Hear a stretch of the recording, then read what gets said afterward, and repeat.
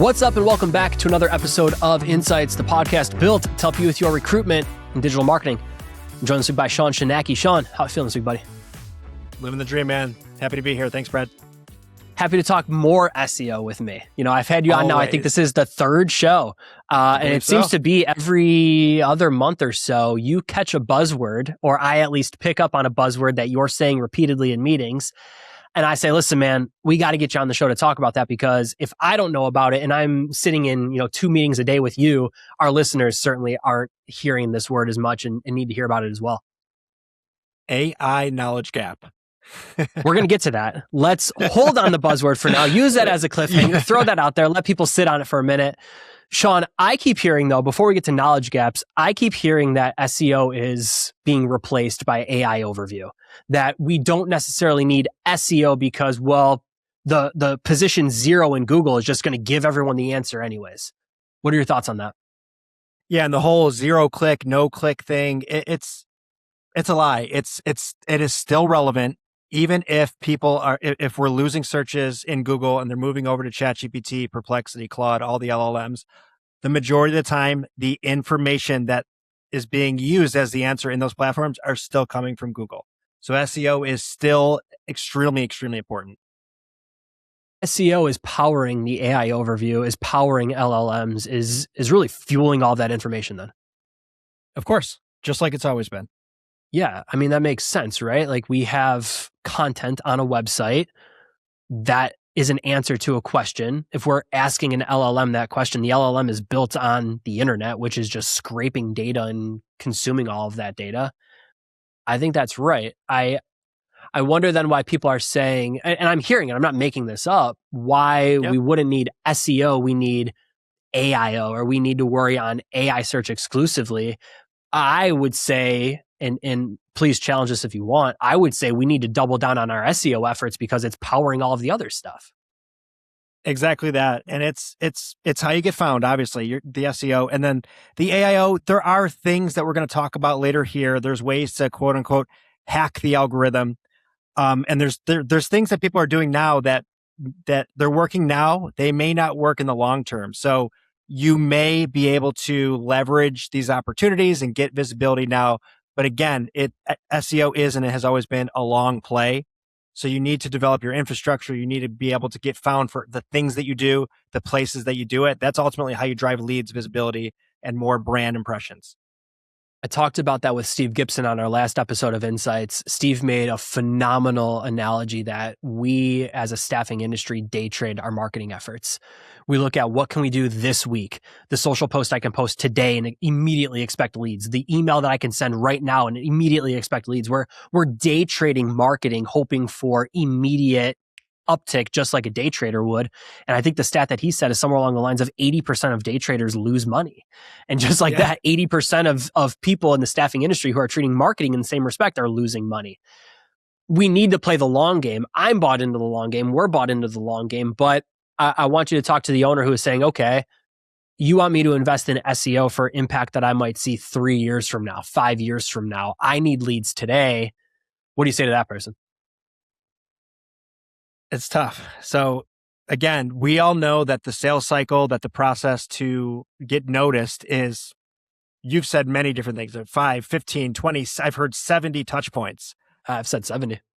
Yeah. SEO isn't always tomorrow I'm going to get leads. It's, are we going to create infrastructure to be known as an authority in whatever we want to be known as? And so we're going to talk about it. There are opportunities to kind of couple and double down with your organic SEO and do some things that are working currently. But the caveat is they're probably not going to be around for a long term, because there are folks who are just using AI at scale to kind of do some tricky things. They're getting rewarded, and that's not going to be the case forever. Yeah, they're gamifying it. And I completely understand that. When we look at measuring the success from AI overviews, can staffing firms see that data? So when we think about, okay, Google is no longer driving as many clicks as possible. And I don't actually have data to support that. I'm just speaking in theory. Let's assume that because of the knowledge graph at the top, AI overviews at the top. We're not returning as many clicks to websites because people are getting the answers that they want at the top of the page. And again, I don't have data that supports that. I'm just talking in theory. So if we can accept that, okay, I'm looking for the best running shoes for XYZ workout and I'm getting that answer, I don't have to click. Can staffing firms still see the data that they're showing up in those knowledge panels? How do we confirm that what we're doing is working? Yep. If we're able to pull up the slide, I have a slide here of a client that has been investing with us for the last 6 years. In my deck here, it's slide 6. When they started in December, they ranked for 13,000 AI overviews. And now in February, they were at 14,600. And all we're doing is taking their site that already exists and we're restructuring the content. So we're adding more internal links throughout their main money pages. We are adding FAQs to these location pages and service pages. We're looking at the blogs that are getting a lot of impressions and not as many clicks. And we're adding FAQs and internal links to a lot of their other content. And overall, as a whole, the website has been growing consistently for 6 months. They've added almost 1,500 AI overviews. And we've heard from their team that their revenue has been consistently growing. So it's a compounding effect. Yeah. All by just doing AIO best practices. Let's break down the strategy there. So we're working with this client, name them or don't, that's fine with me, doesn't matter. But we're working with this client and you started by first looking for opportunity. So you saw that there were pages that weren't ranking. Yeah. Well, they're an walk us through company sort of what you did here. Yeah, they're an established company. They had a good amount of SEO. It's definitely above average. And so they're like, listen, we want to be found in AI overviews. A lot of our team members, we have multiple locations. They've been searching for us in ChatGPT and we're not always found. We're not always served up as the answer. So as a team, we have ongoing SEO, we have blogging, and then they added AIO. And so the blogging team started doing comparison type articles to make sure that we are involved in the conversation across the country. So what are the best X number, like pick a niche of staffing pick a geo. We've done that at scale across the country. Number 2 was I looked at their service pages. I looked at their location pages. I looked at some of their blogs. There was no FAQs on the site. So we strategically pulled questions from Google Search Console, from Answer the Public. We found the questions that people are actually using. We created answers for them. And if there is other content or context on the site, we included internal links in those answers, in those FAQs. So we're not just asking ChatGPT, hey, write me 10 FAQs. It's how can we actually make the site better and drive people into additional questions that they may have with more context and more content. And so that's what we've been doing for 6 months consistently, and it's paying dividends. So 6 months to add about 1,500 AI overviews. I think that's tremendous. There's been thousands of keywords added. Yeah, I mean, that's tremendous. What I like that you're doing there too, though, in the strategy, though, is you're not just looking at FAQs that you can add and sort of sprinkle in. It's all strategic in the sense of how do we get the website to sort of, I don't want to call it a feedback loop, but how do we get it to loop around, right? So I land on blog article, that kicks me out to a services page, maybe through the FAQ. The services page now has links that are linking me to the request talent page. You're sort of creating this loop to get people to conversion pages. And one thing that I continue to hear, exactly right. And one thing that I continue to hear from clients that I'm working with is, well, how do we get more people to request talent or the contact page or request an employee, whatever it might be, request a consultation? It's not always about the front door of your house and getting people just to hit the website and click the link at the top. You're now looking at sort of going through the back window into the house and then getting to that page, right? You're looking at all of these other ways to sort of funnel people around and get them to dance around the website to ultimately land on those pages. The thing that people don't realize too is if you add a really good FAQ question to the bottom of your site, Google can now take that structured piece of data. And if somebody asks a question and your FAQ question has the answer, Google might take that and make that the number one. It may make it one of the answers in top 10 of Google. And so if someone clicks it, it's going to go down the page right to that FAQ. That could be the entry point for somebody for the first time being on your website. It's indexing FAQs, not just content? So it gives you multiple touch points. So your page could rank and your FAQ could rank. It's doubling up your opportunity to rank. What I think is interesting though, Shaun, is I didn't realize And maybe shame on me. And that's why I like talking to you, because every time I talk to you, I learn more about SEO. I think I know enough to be dangerous, but not enough to be as educated and sophisticated as you. And that's why I like the conversations. I didn't realize that FAQs were also ranking. So if I'm searching for, top staffing firms in Buffalo in the LI space or whatever it might be, and that is an FAQ on a web page, whatever it might be, sure, it might lead to a services page, but I think it's also ranking now the FAQ. That's super, super interesting to me. And at the end of the day, again, it gives you a secondary opportunity to rank. It also betters your chances to win an AI overview, because Google wants to keep those AI overviews short. Right. One thing that I always say with Google is it's just like signing one card and shoving it back in the deck of 52, right? When we're looking at search, whether it's through Google, Bing, LLMs, whatever it is, we're just trying to sign as many cards as we can and get them into the metaphorical deck.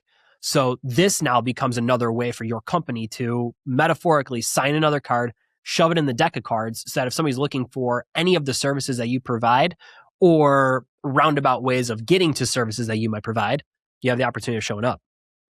It's also ways to kind of inject additional opportunities. So if you're in like a very niche or nuanced industry, like operating room has so many different types of roles and titles and credentials and all that kind of stuff. So if you were like the top 10 operating room jobs and you made a blog about that, and then at the bottom you could say, does staffing firm hire for, insert name or role, and do that 10 times. And now you don't have to create an article at scale for all those. You've just created a structured piece of content that answers that question that probably nobody else on the internet is answering. And you just kind of leveraged your way into potentially being served up on page one of Google and in LLMs. Are FAQs as easy as listing, at the bottom of a blog article, typing frequently asked questions and then listing the questions there? Is it as easy as that? And you want to make sure you have the proper schema. Google has said that the schema doesn't matter. So I always like to say, make sure your title has an H2 and your questions have H3s. Okay. But beyond that, as long as you have the answer and it's contextually makes sense to the content above, that's going to help your chances of getting served up. That's what I think matters a heck of a lot too. I think too often we try to stuff in FAQs, or we try to stuff keywords in, or we try to, link to a page that doesn't matter because we want that internal link to talk to the website. Having I'll say topical authority on a specific topic and being easy, buddy. This isn't about that show. We're not talking topical authority today. We've talked about it already.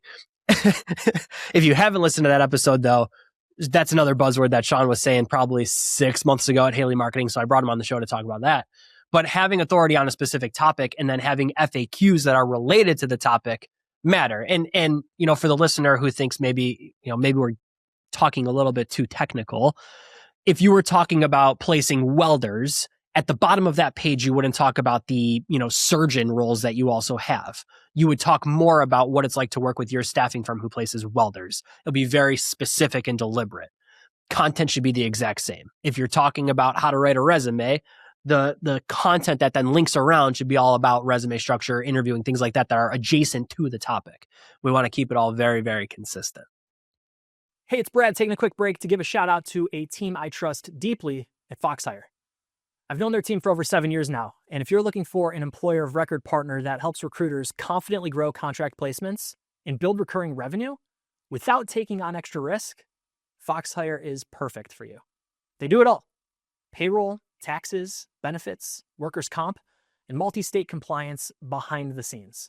You keep full control of your client relationships and bill rates, while FoxHire takes on the employer responsibility and back office work.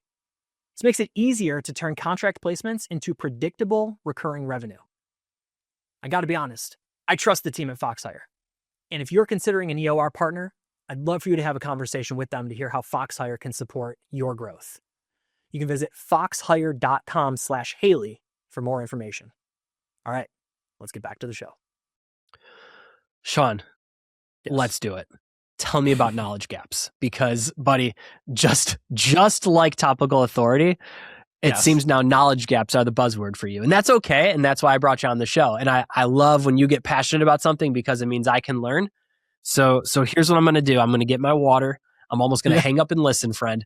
Tell me about knowledge gaps. I'm glad you said that. Yeah, I am very passionate about this. So I saw an article recently in the BBC. There was a reporter named Thomas Germain and he wrote an article that said he can eat more hot dogs than any tech journalist on earth. And it's funny. Outrageous claim. Right. So he did this. He manually indexed it in Google Search Console, and within an hour, Google AI, Gemini, and ChatGPT, if you asked it which tech journalist can eat the most hot dogs, was serving that up as the fact. So that is an illustration of an AI knowledge gap. So if you are in, like we just mentioned, if you're in a really interesting niche like AI, a lot of those jobs and those roles are new. There's not a lot of content or context around them. If you are in, like we said, operating room staffing or, scientific XYZ staffing, if there's not a lot of content and context out there and people are asking a question, if the only thing that answers that is a blog from 2019, that's what's going to get served up. And that's what's also going to get served up in ChatGPT and all these other LLMs. So there are a lot of knowledge gaps that you can look to own. And it's a huge opportunity. This case in point, this guy, it's also an opportunity for you to kind of create narratives. So if you want to be known as the best AI staffing firm in Fresno and nobody else has written that article yet, simply having that article and having a YouTube video and having some thought leadership content on LinkedIn and random places like TikTok or LinkedIn or Instagram are creating these pieces of content that can essentially now get served up and own page one of Google. And so that is the other side of the opportunity. You need that traditional SEO. You need to make sure you have structured content to win the old way. But now the new interim way is if there are knowledge gaps, you can leverage them and get on page one of Google tomorrow. So I want to talk about, and please remind me in case I forget, I want to get into, well, how do I find where the gap lies or where does that gap exist? So if after this question or after my next point here, I don't get to that, try to remember that as well for me, and I will as well. This kind of reminds me of the MrBeast strategy. And I remember watching an interview with him. And if you don't know MrBeast, the YouTuber, first off, my wife and I, we are hooked on Beast games right now. We just finished season 2. We're actually going to go back and watch season 1 because it was so well done.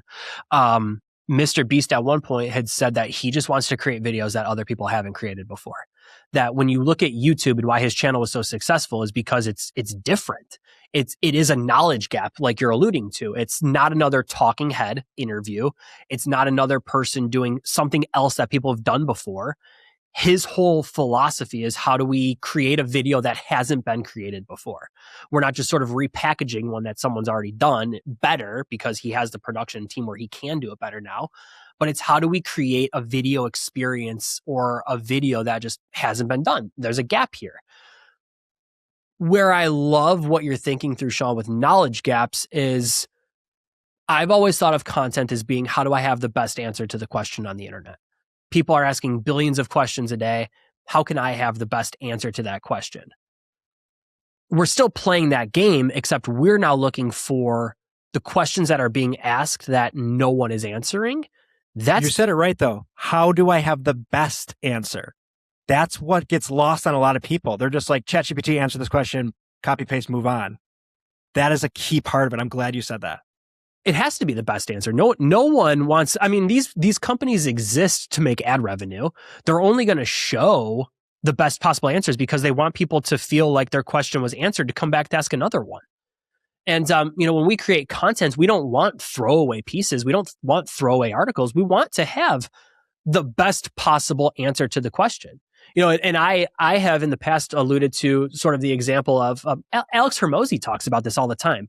He calls it 1 of 0 content. So it's not even 1 of 1 content. It's 1 of nobody else has put this together before.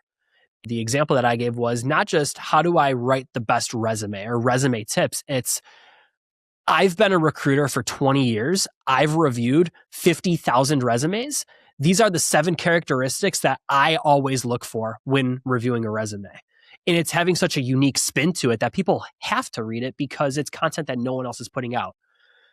I got a little long-winded and I'm enjoying this conversation. So I'm hoping for the listeners, our Buffalo speed isn't showing right now. And maybe you have to slow this down a little bit. Maybe I have to slow down a little bit. Shaun, how do we find the gaps that exist? Because I'm sitting here thinking, okay, I'm the busy staffing owner who already works 60 hours a week. I know content matters, but there's no shot I have time to write these articles. But okay, you guys are making a little bit of sense. And, if there's opportunity out there, my competitors aren't thinking of doing this. Okay, I'll get involved. But what? What am I going to write? How do I find the knowledge gap? So I'm going to get this a two-part answer. So number one is just leverage your expertise, especially again, if you're in spaces like OR staffing, like very nuanced, very niche, like you need to leverage your expertise there. The information that you extract from sales calls is important because a lot of the times you will discover a lot of your client pain points. You will discover your candidate pain points. So also pulling data from candidate interviews and that interview process, stuff like that. Do your own research is obviously the thing. It's all right, as a company, we want to own X. If I type this into Google or if I type this into ChatGPT, what shows up and can I do it better? And then there's, I can take that a whole step further, but I want to stop real quick and give an example. So I have a client in Texas who said the same type of thing. They were like, listen, one of our newest industries that we want to serve is AI. We've already, placed some jobs. We're starting to get known. It's still new to us. It's new to everybody. What can I do? And so I asked them, what is one of the candidate roles that you think is going to be most beneficial to you, most important to you? They gave me the name of that role and I plugged it into Google. And there was one singular article on Indeed about that role. There was no information. And so that was the first thing I did. I made them a blog and I have a slide here if we can pull it up, hopefully. If not, oh well. It is slide 4. And the name of the blog was, what is insert name or role? I'm not going to say it because I don't want people to go sure. after it. But so I wrote that article. Spoken like a true SEO guy. So I wrote the article. In the article, I called out that Indeed is saying this about it. There was a little bit of information on Wikipedia too. Wikipedia says this. I asked the client to give me some context for the Texas area, which is where they are. So they gave me what they believe should be the average salary. And we included their expertise in the article. And then it was along the lines of like, what does this role do? Who reports to this role? What are some of the responsibilities of this role? So we tried to create a good piece of content that really answered all the questions a person would have. Yeah. We manually indexed it in Google Search Console.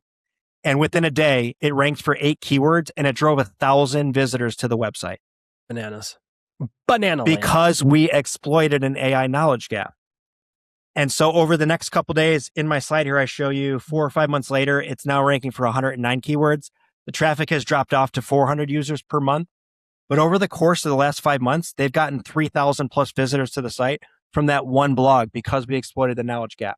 The thing I want to point out is this is where a lot of folks will say like, all right, my SEO didn't ROI. Now what do I do?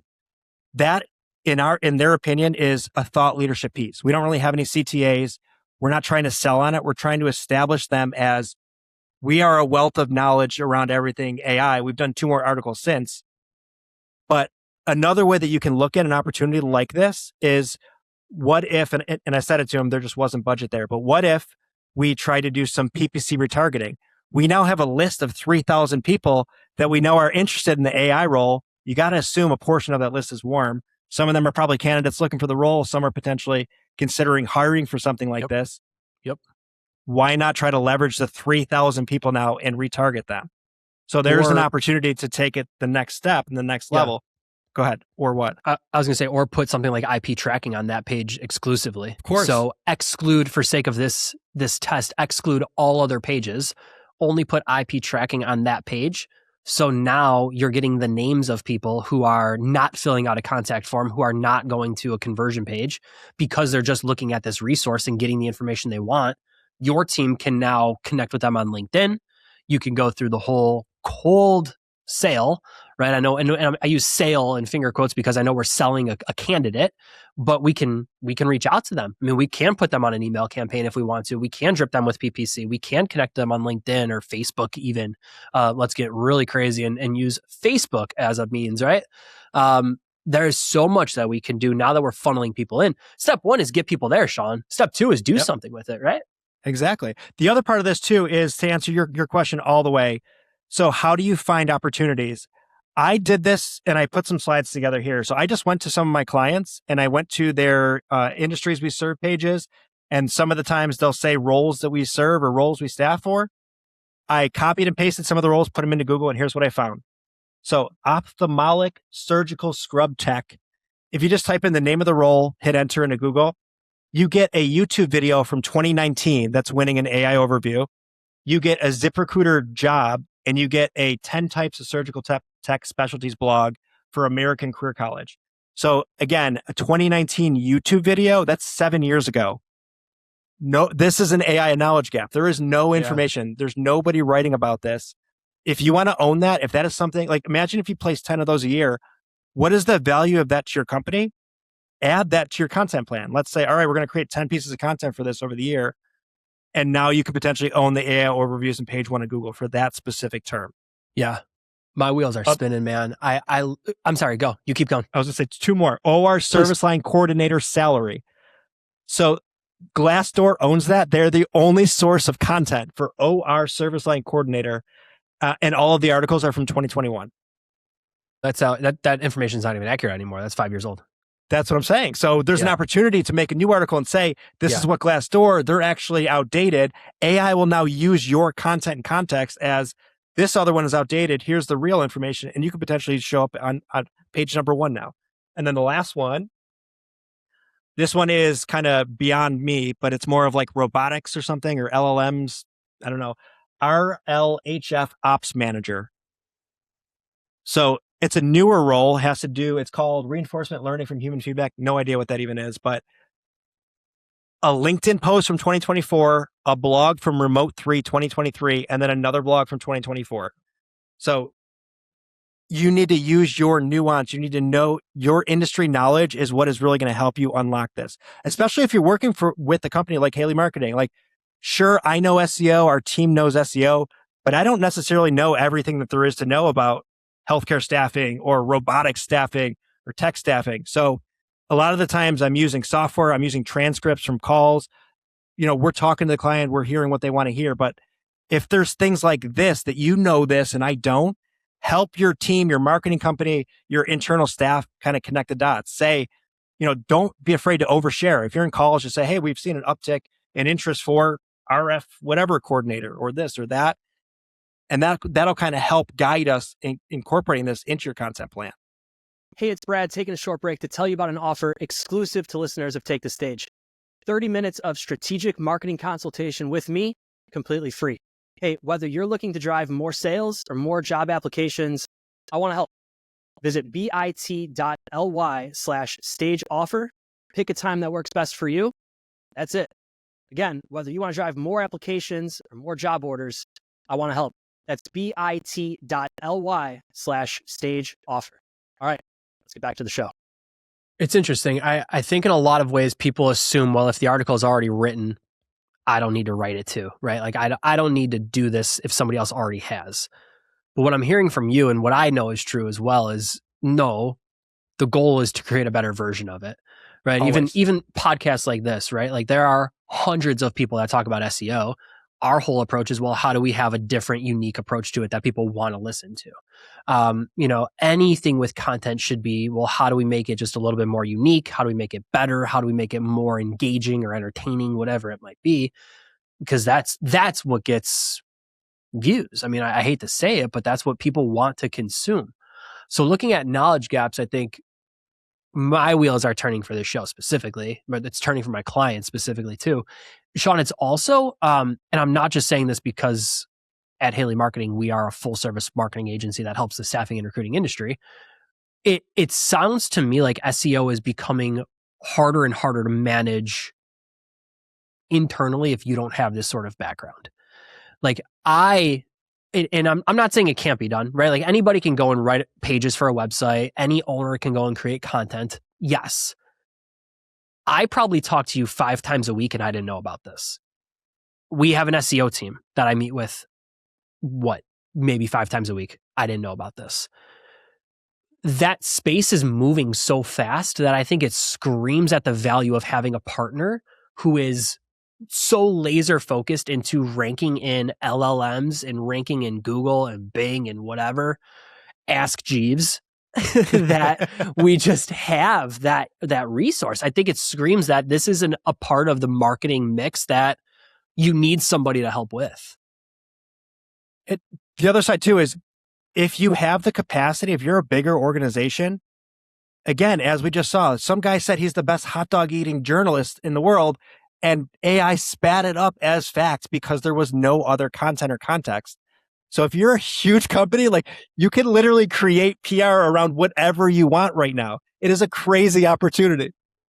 There is no other speaker in the staffing industry that can run an exact 4:39 marathon like Brad Biley. Yes, that's it. Outrageous. It is insane.